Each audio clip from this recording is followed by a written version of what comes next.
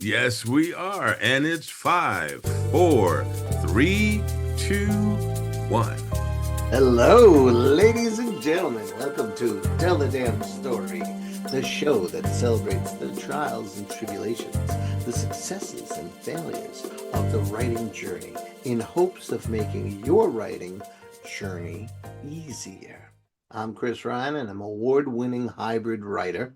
That means independent and traditionally published. And this guy, that guy right there, is Alex Simmons, and he is an award-winning writer, many awards, award-winning writer of classic characters like Sherlock Holmes, Scooby-Doo, Archie, Batman, and his very own African-American 1930s soldier of fortune, the legendary Aaron Blackjack Day.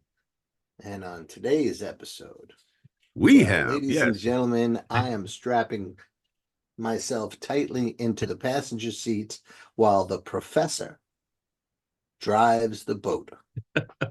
We probably need a bigger boat to get Yeah. all of you in, Yeah. but hang on tight because this is going to be, when he pitched it, I was so fascinated. So everybody, let's say hello to Alex Simmons and see what he's got to do. Hey What's there, up? Chris. Hey, Chris Ryan. ¿Qué pasa? Okay. De nada, bro. Oh, nothing, man. Okay. Here we are. Here we are. And this is going to be an interesting episode because it's a little bit structured and it's a little bit improvisational. And when I say that, what I pitched to Chris was questions that we were discussing that my students in my screenwriting class and some of my writing classes have come up with. Interesting questions that I've heard more than 2 or 3 or 4 or 5 times from different people, different age groups, different backgrounds, all that. The same sort of questions keep coming up. And I'm just intrigued by that. And I thought, Chris, if this many people from this many places have this same question or these same questions, we need to talk about that. So we're Yeah. gonna throw a few of them down here. And ladies and gentlemen, if you find a question that piques your interest or that you have an answer for, throw it in the comments. We'd love to see what you think because I was fascinated by these questions. And if you're fascinated, remember to hit the like and the subscribe. Yeah, bro. All Yeah, right, here here we we go. go. And actually, if you hold in there towards the end, we'll have a nice little tip for you that'll be well worth the wait. And So, probably 20%. Okay. yeah, here's one that I find really fascinating because everybody, when you're starting to create a story, you have to sit down, you have to come up with an idea or ideas for a story, and then you start to develop it beyond that. And some of my students really start out by judging their ideas. The second they have, oh, that's probably no good. That's it. I'm not. And I managed to, yeah, that's it. So the first question is, and I have my answer for it, but I'm curious about yours. What is the purpose of a story idea? What is it supposed to do? My honest answer Your honest answer. is that a story idea is supposed to bug you. What I mean by that is it sticks in your mind. You find yourself thinking about it when you're driving to work or when you're running out for errands or when you say you're watching TV with somebody and you're really that is the function of an idea is to nudge you until you start asking what if, Oh, I love that question, by the way. That's my one of my favorite and questions. then What on if? it goes. Now, yes, it can also answer the call when you need an idea.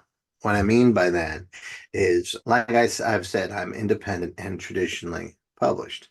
A lot of the traditional publishing stuff is in response to open calls for submissions.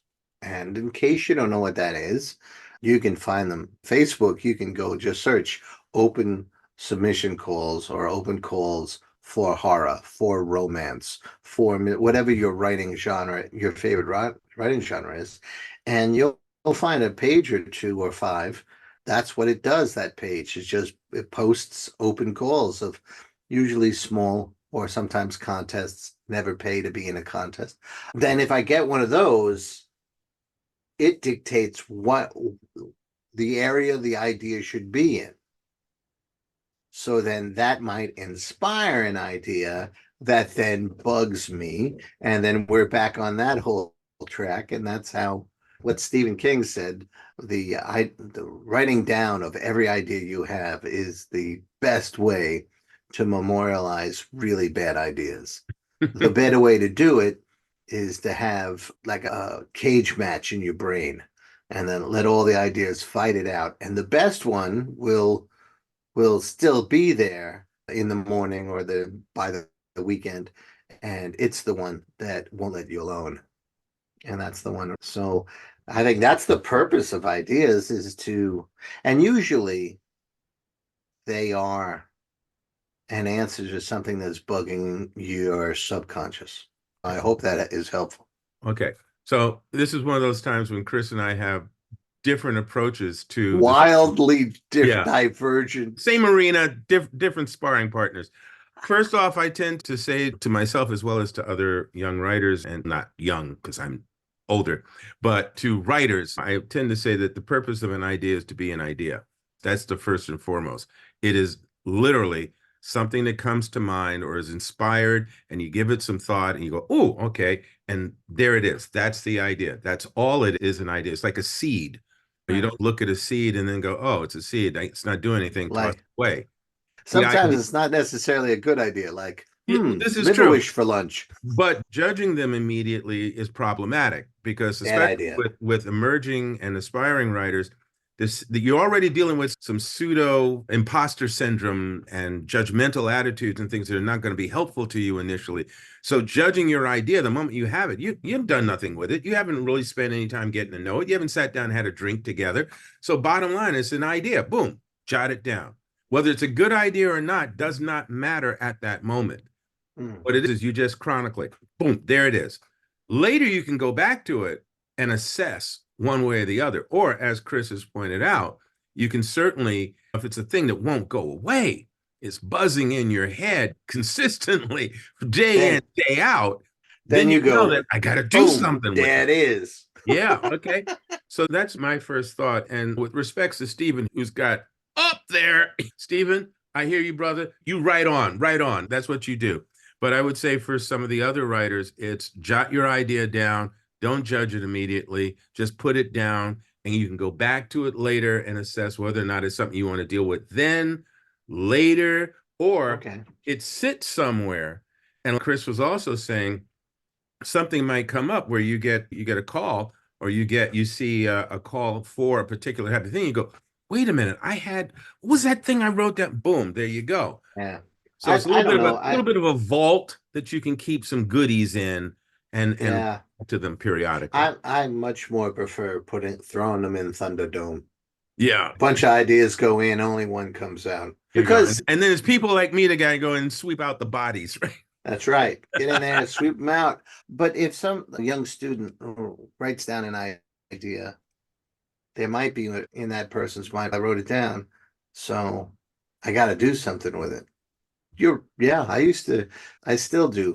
I am about to do it for City of Love, but I get index cards and I love to write a bunch of ideas down there. But I live for the too many ideas. Like I'll write them down and I hope to have 200 to 300 ideas, for example, City of Love, and use 150 of them. Young kids don't remember who David Letterman was, but he was one of those nighttime talk show hosts, and he had a writer's room. Some great comedians in there. Great comedians came out of there. And they did in the beginning of each show, they did a top 10 list. And it was required that the writing room come up with 200 possible things for their top 10. There you go. Think of that. There you That's a go. pretty good percentage. Yeah.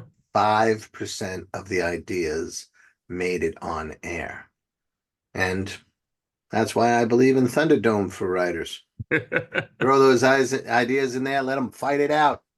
Yeah, but again, starting out, understand that some of your judgmental nature might be a lack of security about yourself or a lack of Well, confidence in true. your ability to flesh out a concept once you've had it. But I don't Find a think you should. balance. But yeah, but if I'm not being clear enough, I don't think you, as the young writer, decide which idea wins. I think if you write them down in a batch and put them somewhere, if that's your choice, give it about a week and then go back and see which ones still touch you, right? But if you're going to keep it in your mind, there are a couple of them. Those are the ones they were old to begin with, and they could barely raise their sword, and first swipe, they're dead. You'll never see them again. And good riddance. Bye. And some will fight back and forth. And Challenge of the Titans. the best one is when there's these ideas of fighting, and two of them said, hey, listen, we could do one of those Saturday morning cartoons and join together and be a bigger idea. Yes. Any of that stuff can happen. Let our powers combine. Yes. However way it comes, transform it. Yeah. So be flexible. There you go. And don't be so quick to the no. Be quick to the what if. Yeah, absolutely. Absolutely. So we're back on the same track. Yeah. So here's another one. Here's another one. What comes first? The story idea or the genre? Yeah. The first time I heard that, I was thinking, oh, chicken and the egg. But I think it depends. Left to my own devices, the story idea comes first. If I'm looking to do work for others and I'm looking at the open calls, I have some control about whether I look for open calls in horror or mystery. And you have to know the genres that work for you. I understand romance novels. I understand them the same way I understand a grapefruit. I know it's right over there, but I'm not going to consume one. I'm not. It doesn't work for me. There's nothing wrong with romance novels. They make a ton of money. God bless them. People love them, which is much more important. If you're a romance writer, a romance reader, either of those, the relationship is long and loving. They want to read everything that you put out, and they want to know when the next one's coming out, and great enjoyment for the reader. But it's not something that clicks for me. So I don't look for that, right? But that's not how I function when I write my own stuff. Genius High came from living and working among 1,800 students in a big old high school. There's, first of all, an overload of energy, but second of all, you couldn't help but get caught up in the lives and the drama and the excitement of their self-discovery, and be protective of the first starting was I was so disgusted with all the high stakes testing, which will come back. And then when I was populating Genius High, I just looked at the students and, oh, that person, yeah, that person. And then there's a Reckless Eric is basically an Afro on a stick, like I was. So his hapless way and his, not that it's a romance novel, it's more of a high school horror thriller, but he falls in love every 5 minutes. There's a romantic edge to him. So the genre, I had to figure out the genre for a lot of my independent stuff, but definitely for GSI, once I finished writing it, and I was like, oh, that's a bit of this, a bit of that. But if I'm going looking to be inspired by a open call, they usually dictate what they want. Mm-hmm. And then, okay, they want that genre, you got to give them. I recently got a submission. It was a requested submission, an invitation from a writer that we know. And she apologized. She says, I'm sorry if this is not horror enough for you. I sat down to write a horror. I continually try to write a horror, and it wanted to be a sci-fi.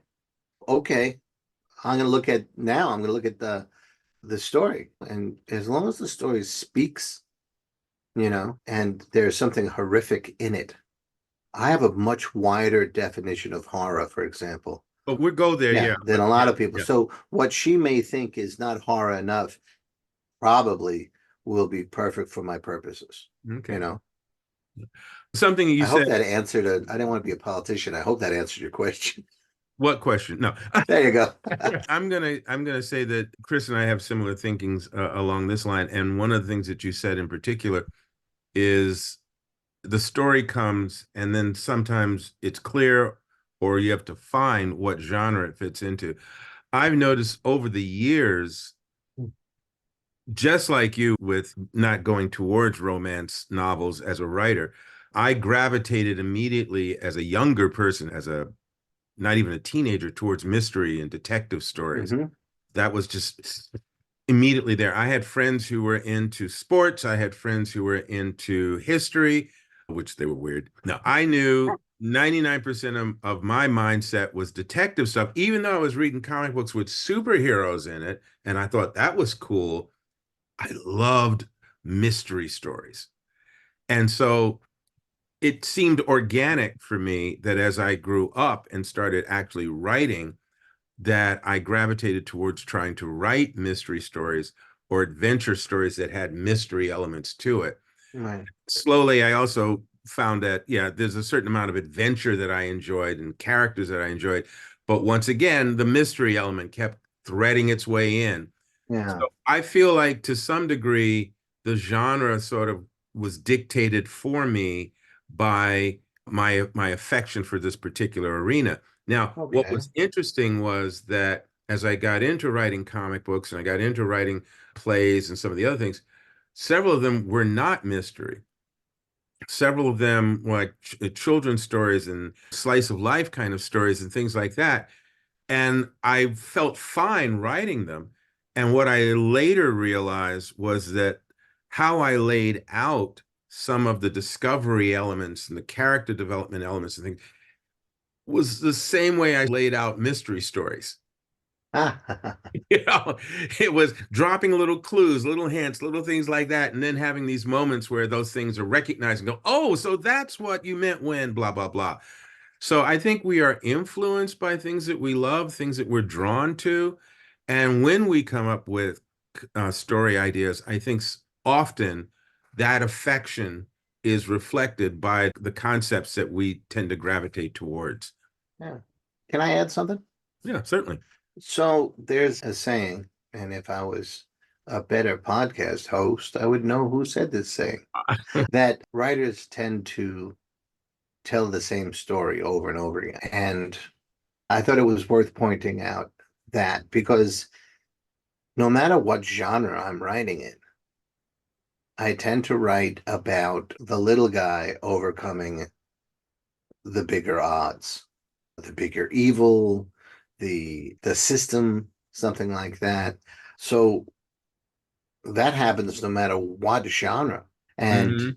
like you like a puzzle, you like a mystery, but sometimes it's in a children's genre or a comic genre or an actual mystery genre and that kind of stuff. As a matter of fact, I so respect your tendencies as a structure, your structural tendencies, that Sean came home the other day and he and his fiance had gone to see the new Planet of the Apes movie. Uh-huh. And he was talking about it in a certain way. And I said, yeah, that's how Uncle Alex plans out his stories. He's what? Yeah, he lays out, he builds the world, lays out the characters, the problem, the situation, so that you have all the equipment you need. So when he stomps on the gas, you can go with him. And he goes, how do you do it? I said, I just stomp on the gas. Trying to fill stuff in as we're flying by. Moving at high speed. Build a bridge ahead of us quick. So yeah, it can work any way, but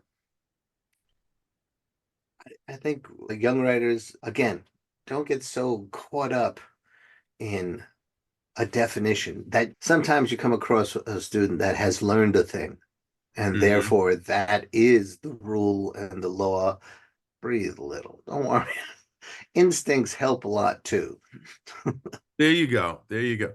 Now, dealing with the genre question again, and just to maybe put a cap on that, once you've written a story, let's just say that you've mapped it out and maybe it's not obviously a mystery story or a Yeah. romance story. How do you choose the genre? because you may have to label it under some genre in order to submit it somewhere. And does that affect what you do in terms of maybe having to do rewrites or anything like that? Does putting a title or a genre title over your story affect it in any particular way other than, oh, it's a category? You forced me into true confession time. Oh, okay. I have to put my glasses back Oh, on that this right. in So case. you can see the truth better. Right. Right, I can hopefully get some glare on it so you don't see my eyes tear up as I confess to you. I think one of the things that I find most challenging about exactly your question is that I'm never really sure what genre specifically or subgenre. Oh my God. Yeah. There's the big tents, right? Mystery, horror, comedy, romance, historical. Then there's gothic horror, splatterpunk, crime horror, mystery horror, supernatural horror. And I always feel like you're splitting hairs on me. Mm. But some people feel really comfortable just dropping those subgenres. This is what this is, obviously. And you can tell me what you think my thing is. It's not one of the things I get hung up about when I'm writing for contract or where I'm writing for an open submission. Sometimes, if they're talking about a very specific genre, I look up what the definition of that genre, that subgenre is, to make sure that I'm not wandering into something completely different. I might be a bad role model here, but for me, I serve the story and hope for the best afterwards. I think that's a certainly for independent writers, freelance writers who are writing for themselves or writing to find their voice or establish their voice, and they're coming up with these inspired stories. I think that's absolutely perfect. And I think the only time you really need to know the genre in advance is if you are setting out to get work at a particular place. They have a particular genre that they favor. So then, yeah, okay, mystery or horror or romance or science fiction, whatever it is that you then recognize. If they are only looking for science fiction, it's not going to help me to go in there with a love story unless it's a love story that takes place within a science fiction background and backdrop, that sort of thing. I don't know if I have it readily available here. Oh yeah, right up here. Our guys, our friends at Flinch Books, Jim Beard and John Bruning, That's the volume Six Gun Legends. yeah, this Yeah. is, they put out a call and they wanted specifically, they wanted to come up with new legends of the West, of the Old West. And they had a specific time in mind. It was after the Civil War, but before 1900, that kind of era. Right. Um, and in looking at all that, I saw that this is when train tracks and system of being built out to connect California with the rest of the country and all that sort of Hmm. stuff. And I got enamored of that. And I wound up having to buy, and I could have maybe found them in the library, but I was frustrated with the library and I went and bought 4 or 5 books on locomotives of that time Hmm. and become very versed in that. I had an idea that I didn't know whether it would work. It could very easily have become a pulp story, but it was set there, set in the West, going to have Western trappings. And then I really needed to know how that train worked, what it looked like to decide whether the story would work. So all those 4 books, devoured them, and I think I used maybe a total of 5 sentences of description that came from that source material. What it did mostly was help me define how I was going to express myself in the genre the genre specifications that they laid out. And Hmm. thank God these two said, we like this. Yes. And you Otherwise, know, you would have had a great story that needed a and hook. I have a bag full of great stories that people said, yes, but not exactly what we want. And that happens. I think that might be the most useful thing we can say today is that you can follow an open call as perfectly as possible, but it may not hit the reader the way you think it will hit the reader. And that just means you have to submit it other places and it'll find a home. We're going to quote another Tell the Damn Story friend, Teal James Glenn. He had this streak. Now, if he sneezes, somebody publishes it. But there was a streak of time where he'd be writing the open calls and they would reject. And then the next one or two places that he submitted, one of them would say, yes, this is perfect for us. And that's just how it happened. Mm-hmm. Sometimes you have to send things out multiple times. But hopefully that was little add-on was helpful. I don't know. Okay. So let's go to this next one now. This one will titillate you, I think. Hey Yeah. now. Yeah. Hey now. Okay, here we go. Well, A number of times I have had students over the years, both private and in the schools, write a piece. And no matter how many times I said to them to fill in this particular blank on their in their draft, they would come back days later, a week later, and it's still not filled in. And that particular arena, that particular area bothered me because it was a matter of them not understanding the significance of this thing I was asking for. The thing I was asking for is name your characters. And the reaction I would get from some of these students is, that's not really that important. And I would go, excuse me? And they said, no, it's not, but they're doing this and this is happening and it's going to be in this place and it's going to look like this. And I said, yeah, but who are they? He does this or she does it. I said, yeah, but who are they? And how do you not name them? How do you not understand the importance of placing a name upon this character, even if it changes in another draft? And there were students, some got it, some hadn't thought about it, but when they heard it, they went, oh, yeah. But others were like, no, I don't think, and it took a while to get through them. So I'm curious, what is your take on that? What is the importance of naming a character while you're writing the story? I'm going to tell you, I'm a little insulted. Ah, oh, good. You're insulted. That's Like good. my Let's feelings duke are it hurt out for now, huh? some reason. Yeah, my feelings are hurt for some reason. I like, how could you do that to a character you're going to spend so much time with? That's amazing. Even when I write the 700 word stories, just little Hmm. zips, I have to know the character's name. Now, when I'm writing a Why? novel, the seventh character or 15th character down maybe doesn't need one. But why? Yeah. For me, storytelling is an intimate act. It's a reaching out and touching of souls, ideally. And you really have to know who this person is. Let me put it this way to all you young writers out there who are writing character A and character B or whatever. How do you feel about your best friend? How do you feel about the person who lives down the hall from you or across the street from you? How do you feel about a person who got in the elevator when you were riding in the elevator? And you push different floors and then you got off different floors, and that's the last time you saw that person. That's to me the difference between naming a character and not naming a character. Well, do you know this character? And I gotta say, at the risk of insulting either your students or other students out there,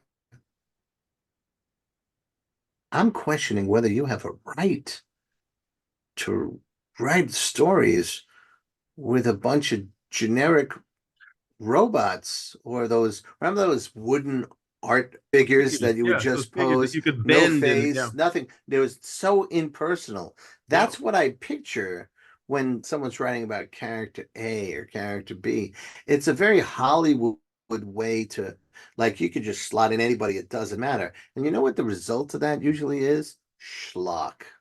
You gotta put more soul into your characters. You absolutely need to. And someone might be out there willing to kiss a stranger. It's going to be an awkward walk home in the morning. But me, I want to know who they are. And I want to be able to look them in the eye. And I want to be able to feel something heart to heart. And to do that, you really need to be on a first name, maybe even a full name basis with that person. So get it together. What's wrong with you? So here's my take on that as well. And I don't disagree again with anything that Chris has had to say. So that's 2 for 3. I don't want to get fired.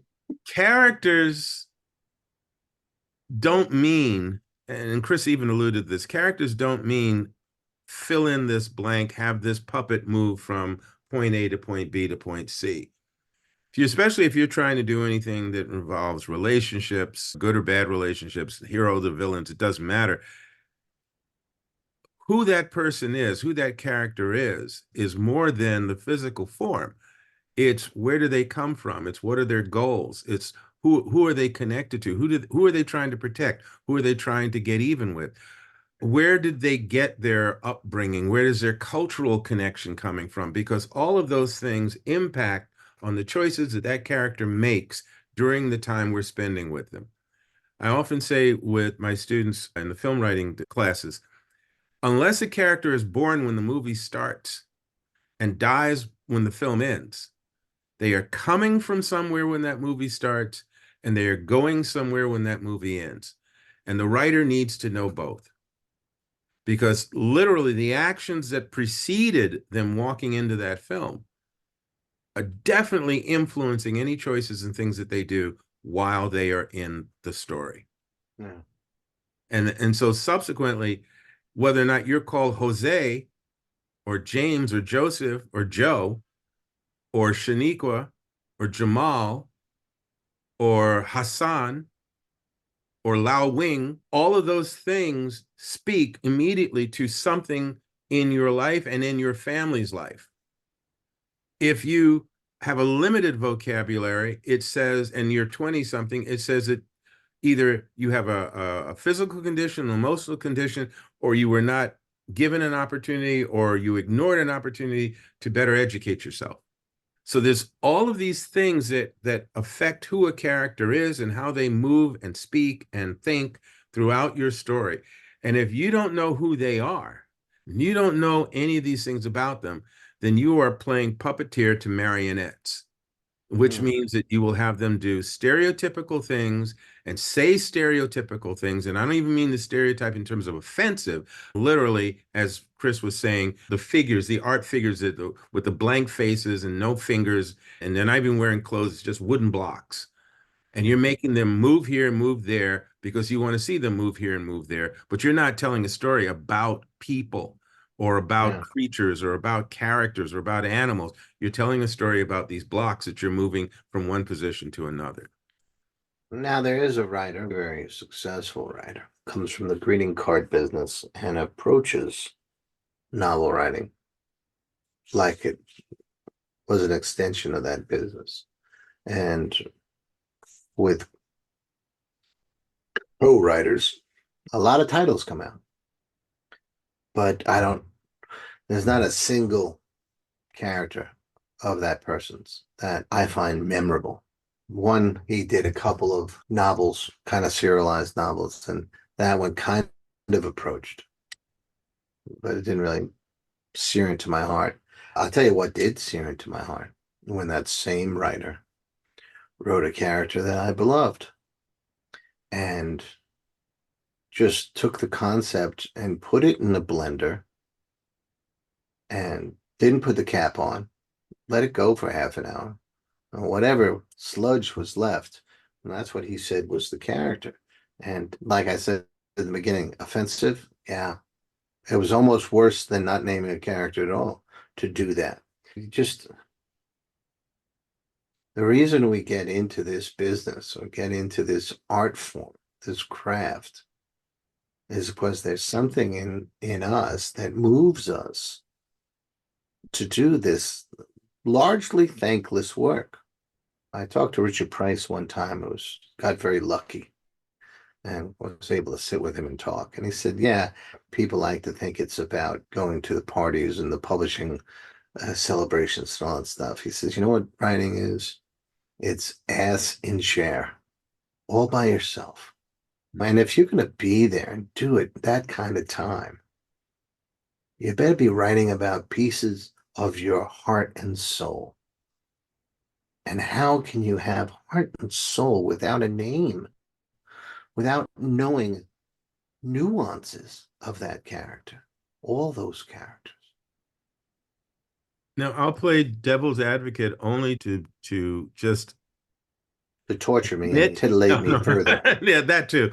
But just to acknowledge that the other side of the coin does exist and there's a part of the business. And there are people who will cut and paste and they will do. There's several popular adventure series that I won't name, where the lead character, the heroic character, does pretty much the same thing in every book and goes up against villains of similar design in every book and Now, follow through scenarios that are pretty much regurgitated in every book. And every book of those sells because they're like, I love Raisinets, but there's a number of candies that have chocolate over the raisins and they're subpar. Raisinets, I think, are up there and they're not top quality. There's another top quality kind of candy. But anyway, I like Raisinets and I will sit and eat Raisinets while watching a movie. There are other people who, whatever garbage they can find, they'll sit and they'll eat there. And I think that's the thing is where it's not top of the line anything, but it's Popeyes. It's some sort of substance that I can consume and feel full. And that's it. Whether or not it's healthy or anything else, that's it. So yeah, Chris and I are both well, I we're both taking a position of saying there's a way to do this art form or this business that we recognize and we're striving for, and we respect a lot of people who come before us or are doing it alongside of us and are doing quite well and all that great stuff. And then there are people who it's a job and they just do and they do what works for them. And I think that you got to be clear about where your line in the sand is. yeah, you know what? If that's your calling, if cookie cutter is your calling, if just filling in the blanks like Mad Libs is your calling, go with God. You're done here.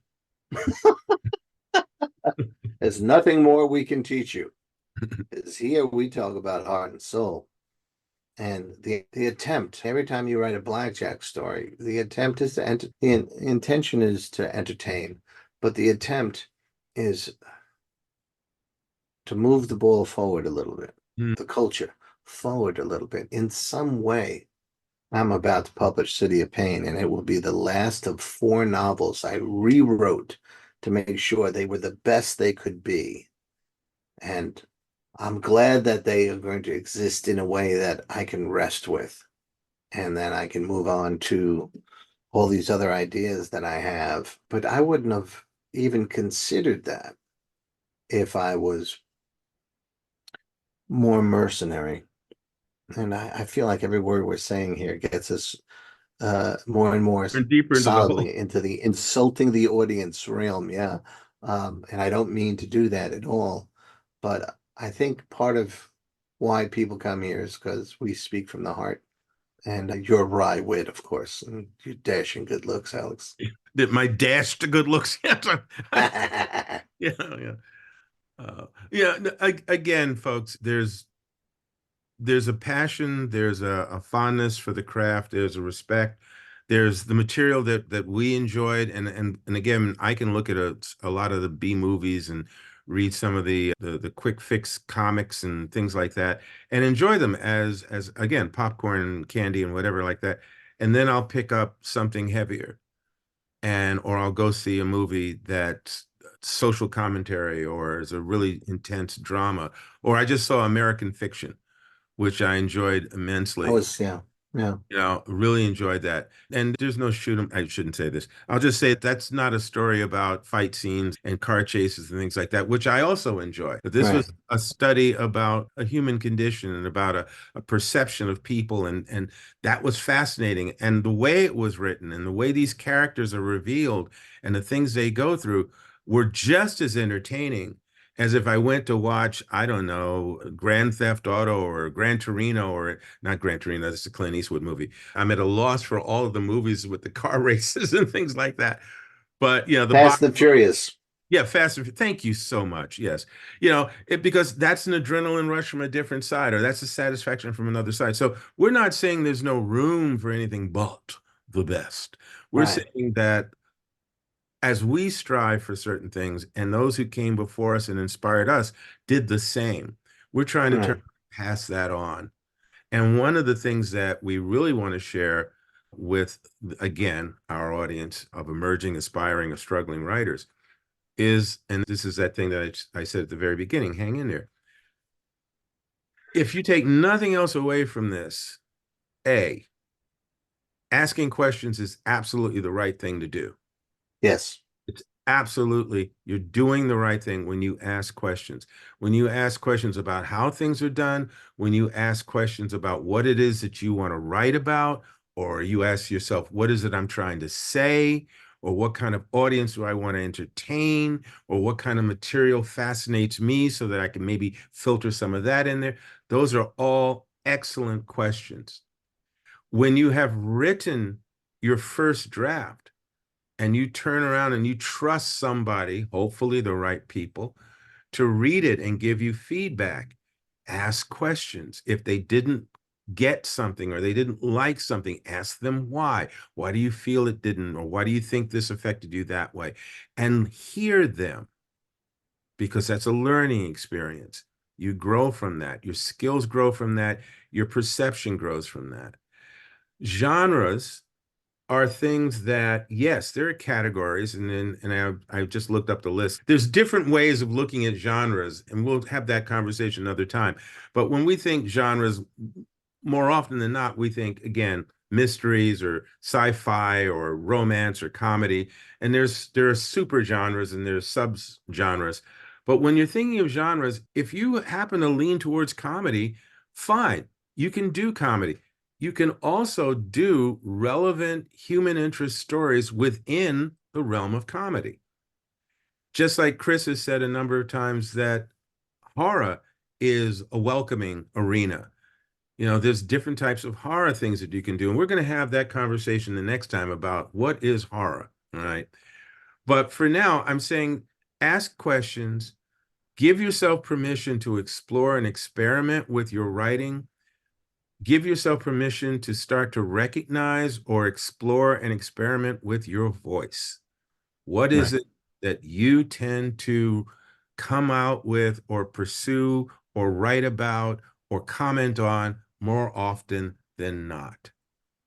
And give yourself permission to try that. And even at some point, give yourself permission to try something different.